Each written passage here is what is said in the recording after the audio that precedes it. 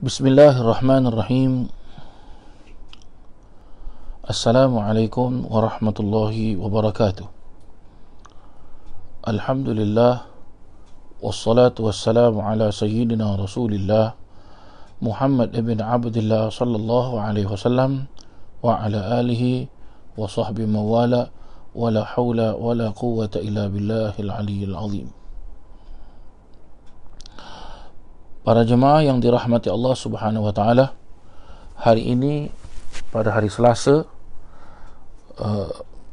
insya-Allah seperti mana biasanya setiap hari Selasa saya ada pengajian kuliah hadis di Masjid Al-Abdul Razak di Jalan Ismail dengan kita menggunakan kitab Riyadhus Salihin.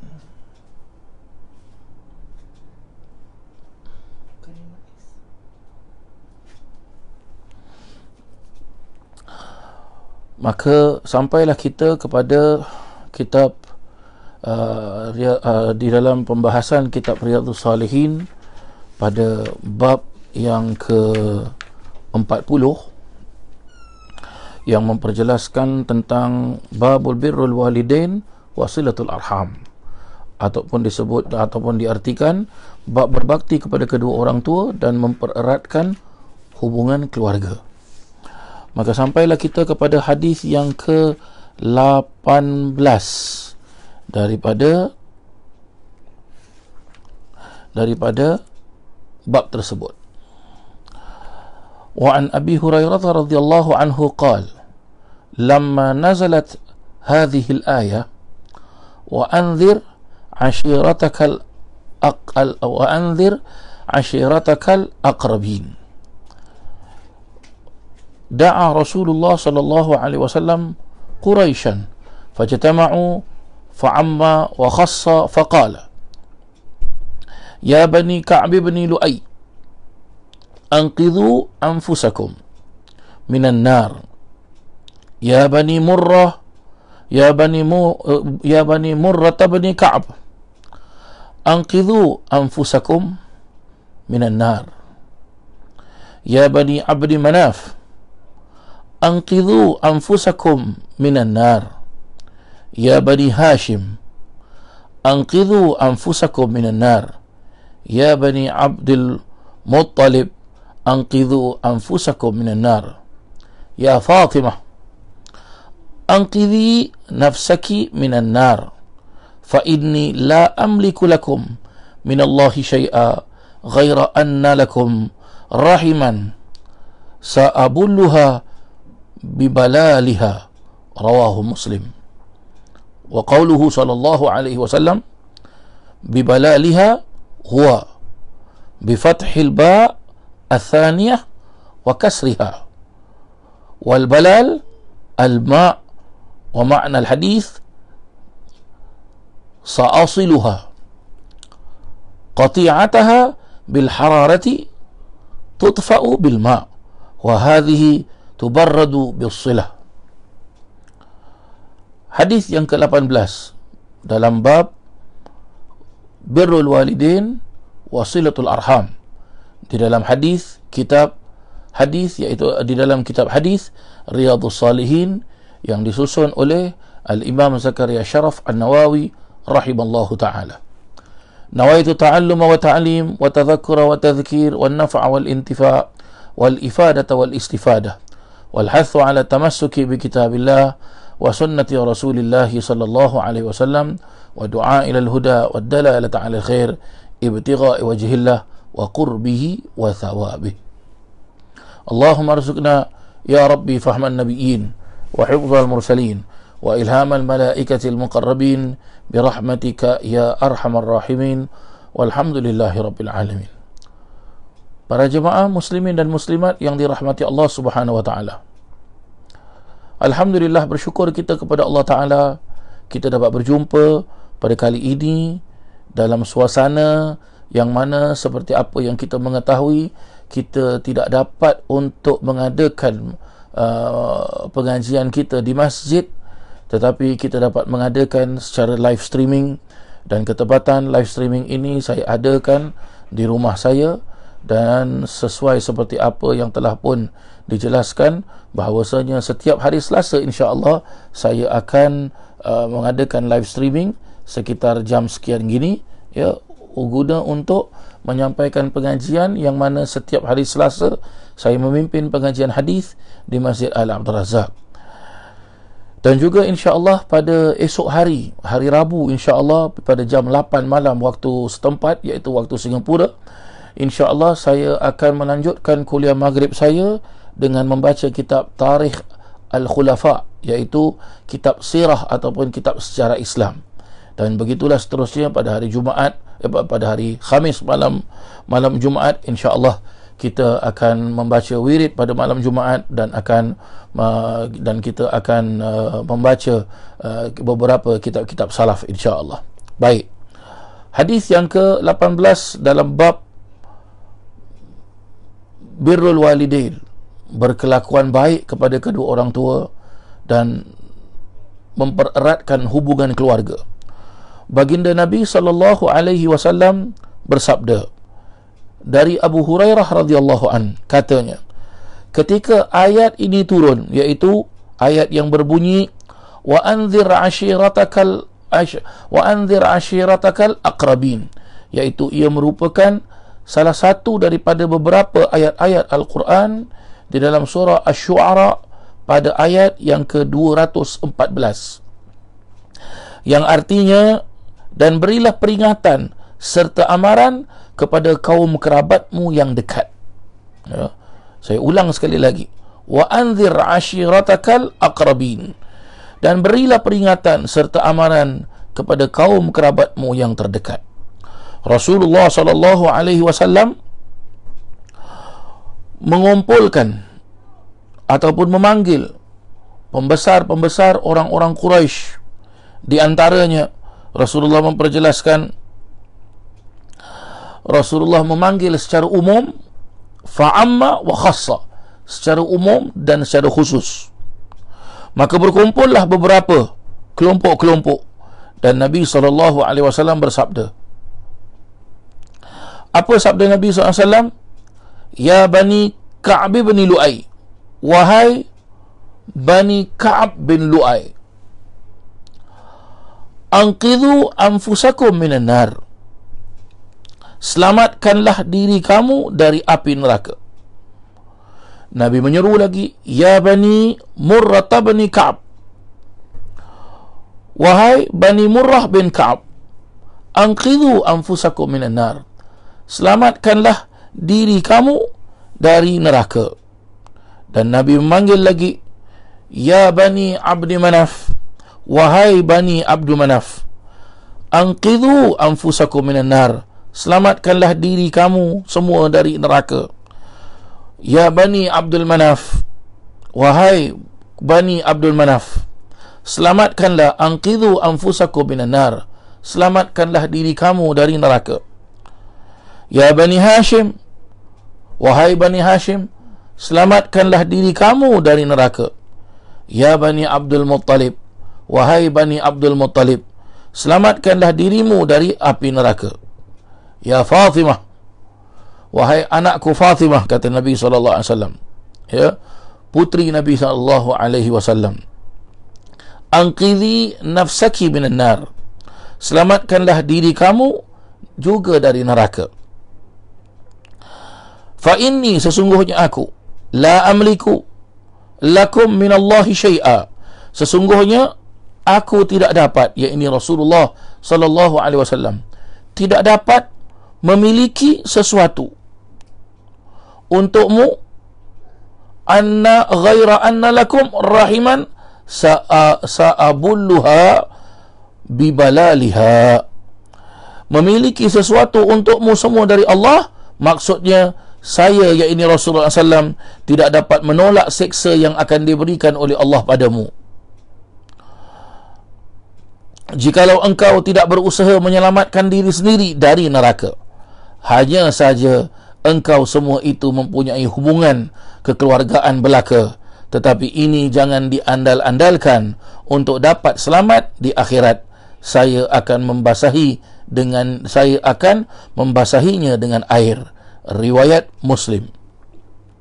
Sabda Rasulullah sallallahu alaihi wasallam, maksud bibalaliha iaitu dengan huruf ba itu difathahkan, ba yang kedua, bibalaliha, dan boleh pula dibaca dengan kasrah, ya.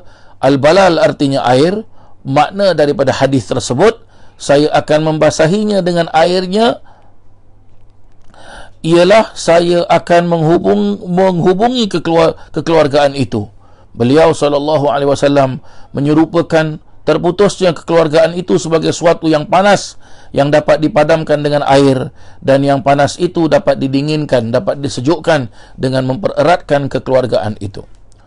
Para jemaah muslimin muslimat yang dirahmati Allah Subhanahu wa taala.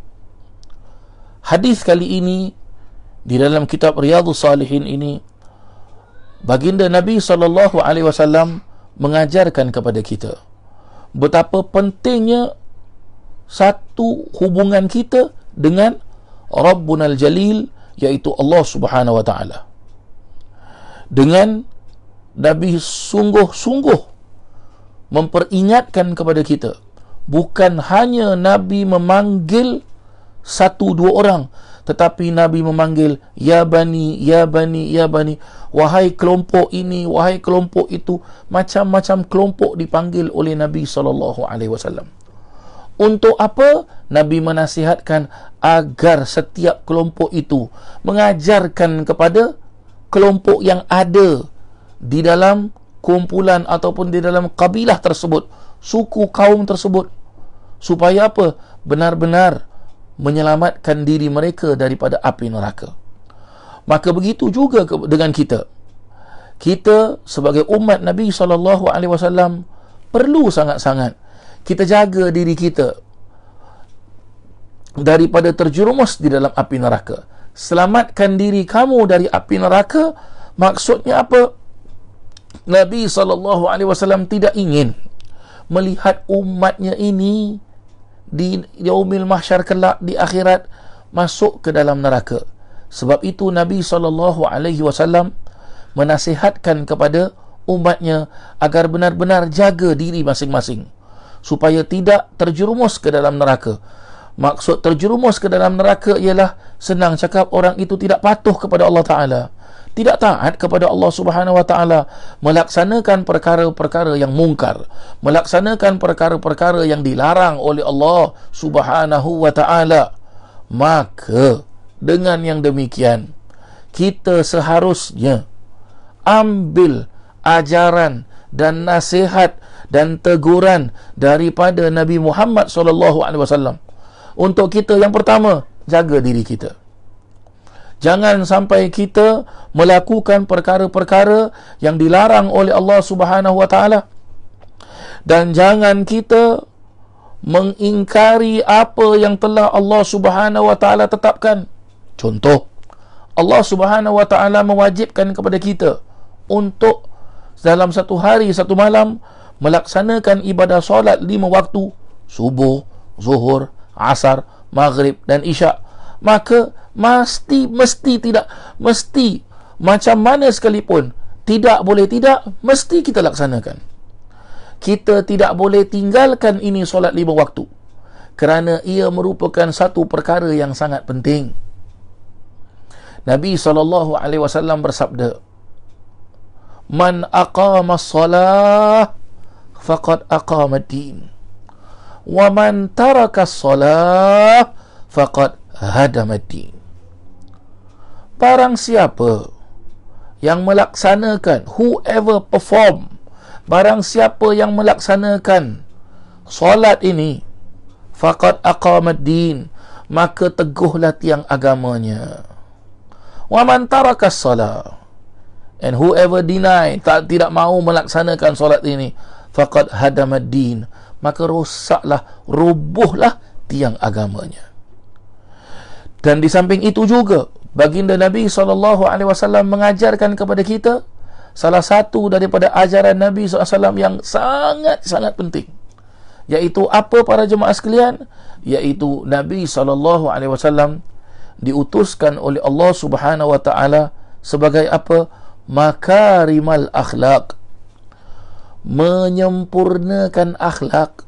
Makarimal akhlak, innama bu'ithtu liutammima makarimal akhlak, sesungguhnya aku diutuskan untuk menyempurnakan akhlak. Maka kita perlu ambil daripada nasihat Nabi ini. Solat jangan kita tinggalkan, Al-Quran jangan kita tinggalkan, beristighfar kepada Allah Ta'ala jangan kita tinggalkan, tingkah laku kita jaga. Bagaimana diajarkan dalam agama Islam, seorang anak seharusnya, sewajibnya patuh terhadap orang tua. Isteri wajib patuh kepada suami. Orang tua memberikan tunjuk contoh tauladan yang baik kepada anak-anaknya. Suami membimbing isteri dan anak-anaknya. Begitu juga kalau dalam urusan pekerjaan. Apabila staf bekerja, maka dia perlu patuh kepada undang-undang kerja. Begitu juga kalau bos, dia perlu menunjukkan contoh yang baik terhadap staf-stafnya.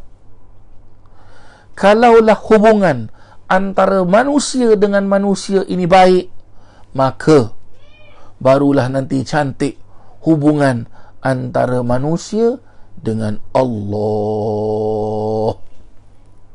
Dengan Allah yang menghidupkan kita, yang mematikan kita, yang mentakdirkan segala-galanya, yang maha dari segala-galanya.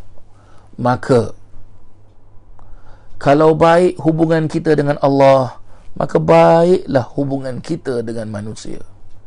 Maka apabila dua hubungan ini baik, maka berkata para alim ulama, barang siapa yang bersyukur kepada manusia, maka dia bersyukur kepada Allah Subhanahu wa taala. Ya, man lam yashkur nas lam yashkurillah. Barang siapa yang tak tahu rasa syukur, terima kasih kepada manusia, maka dia tidak akan tahu berterima kasih kepada Allah Subhanahu wa taala.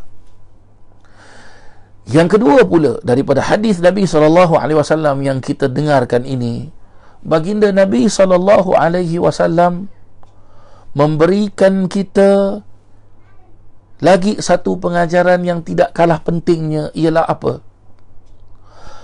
Lihat pada hujung hadis ini, Nabi memanggil putrinya yang dicintai, iaitu Sayyidatina Fatimah radhiyallahu anha.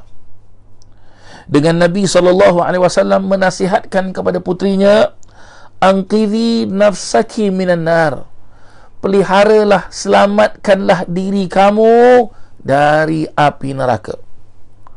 Maka maksudnya daripada Nabi SAW ini ialah apa?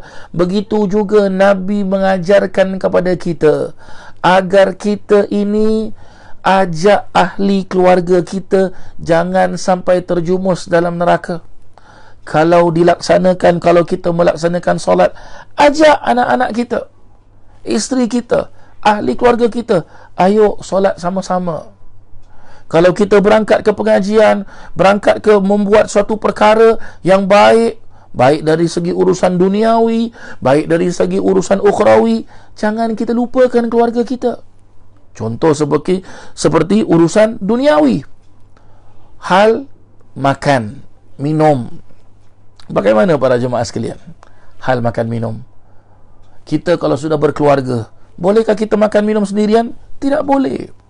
Perlu kita, bila kita makan yang sedap, minum yang sedap, ingatlah kepada ahli keluarga kita, ingatlah kepada isteri kita, ingatlah kepada anak-anak kita, ingatlah kepada sesiapa yang di bawah tanggungjawab kita.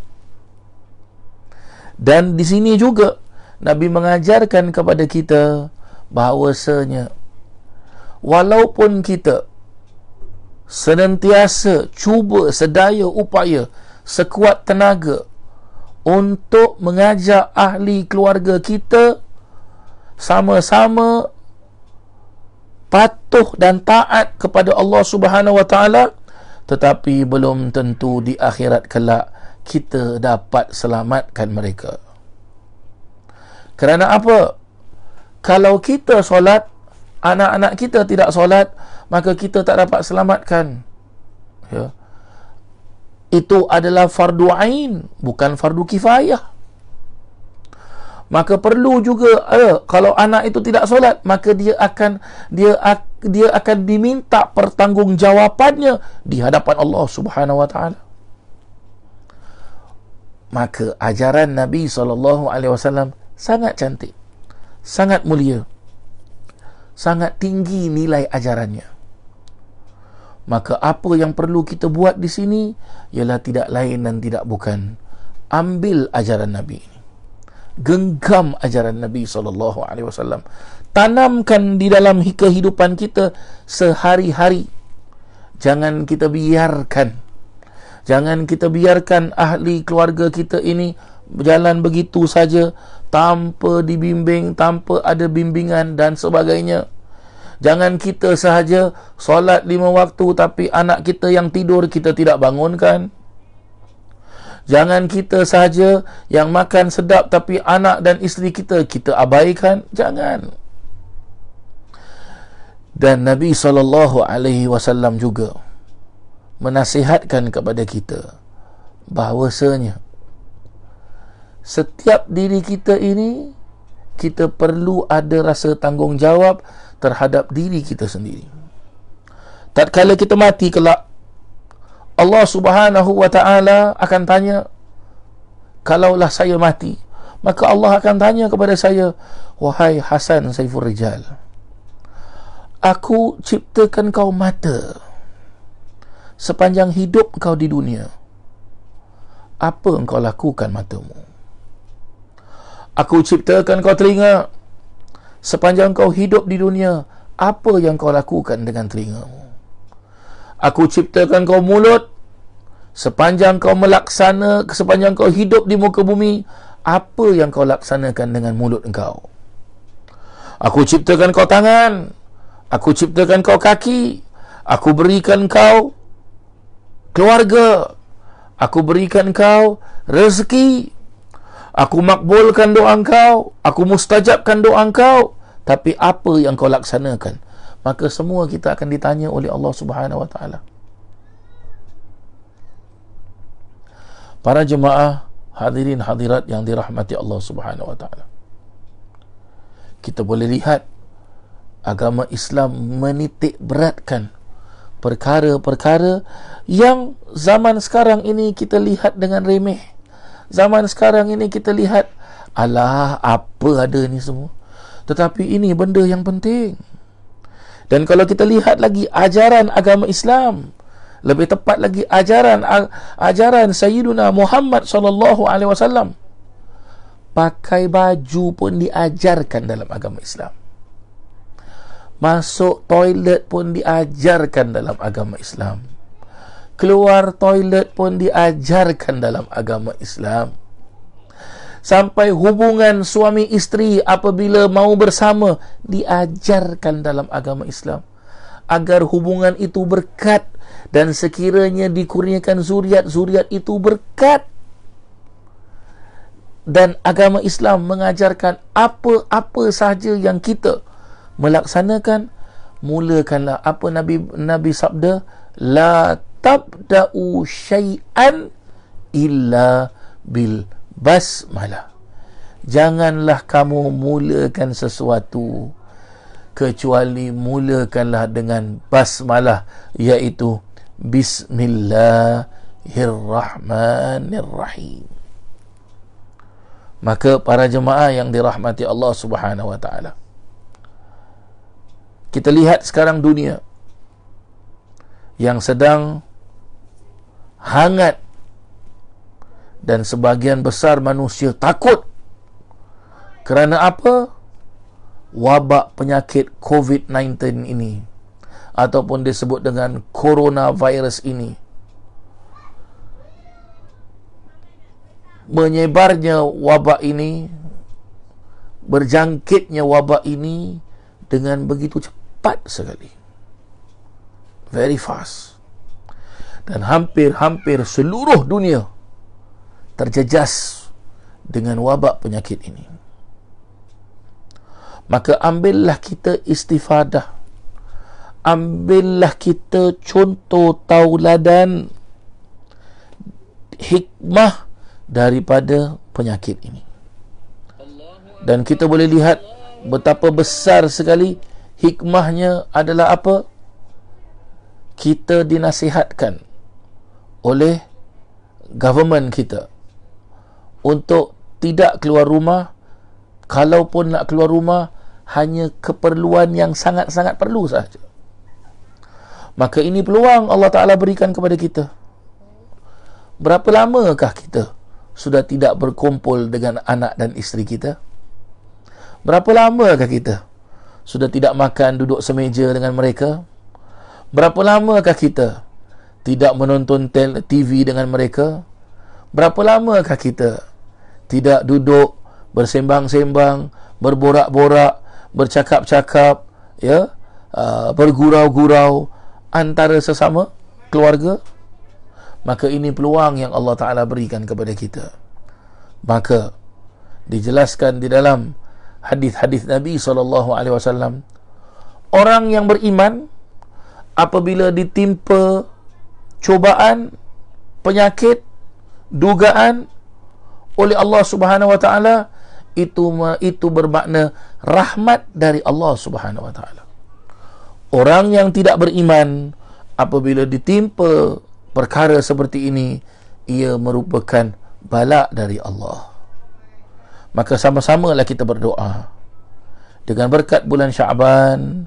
Mudah-mudahan Allah berkatkan kita di bulan Sya'ban, dan Allah sampaikan kita ke bulan Ramadan, dan mudah-mudahan Allah ampunkan dosa-dosa kita. Allahumma ighfir lana dhunubana ya Allah.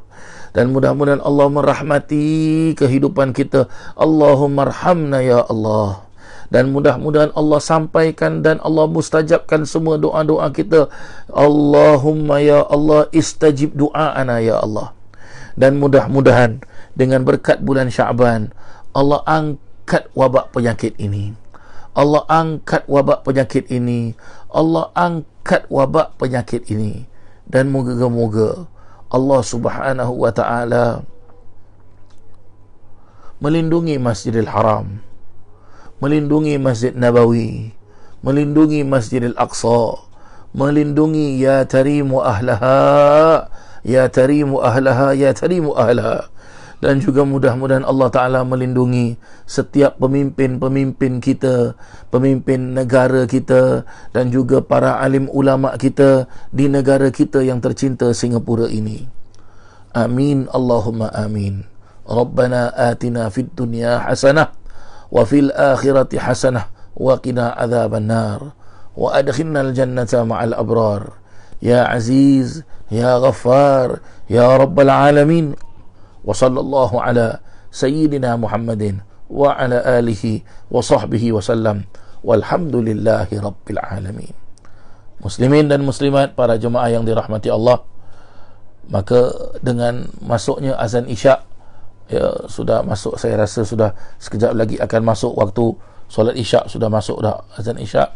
Maka saya cukupkan kuliah saya pada hari ini, iaitu kuliah maghrib, kuliah hadis kitab Riyadhus Salihin, dan insya-Allah kita akan berjumpa pada kuliah hadis Riyadhus Salihin pada minggu hadapan, insya-Allah pada waktu dan jam yang sama.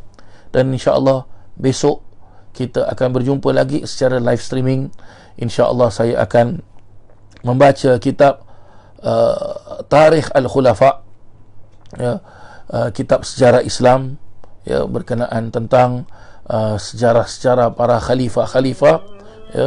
Dan insyaAllah pada hari Khamis malam Jumaat pula, jangan lupa insyaAllah kita akan sama-sama membaca Ratib Imam Abdullah bin Alawi bin Muhammad Al-Haddad, dan juga kita akan membaca kitab Sabil Al-Muhtadin yang dikarang oleh Imam Muhammad Arsyad Al-Banjari rahimahullah ta'ala. Dan kita juga akan membaca kitab Nasihat Agama Wasiat Iman yang disusun oleh Habib Abdullah bin Alawi bin Muhammad Al-Haddad. Dan juga insyaAllah kita akan teruskan dengan pembacaan amalan-amalan wirid-wirid zikir-zikir pada malam Jumaat. Dan di samping itu juga insya-Allah nanti saya dan juga pihak Majlis Rasulullah Singapura akan mengumumkan di Facebook Majlis Rasulullah, kita akan mengadakan Majlis Rasulullah secara live streaming insya-Allah, dan para jemaah bolehlah mengikutinya secara live insya-Allah. Dari itu saya cukupkan pada kali ini, dan insya-Allah kita akan jumpa lagi insya-Allah. Wabillahi taufiq wal hidayah, wabirridha wal inayah. Wassalamu alaikum warahmatullahi wabarakatuh.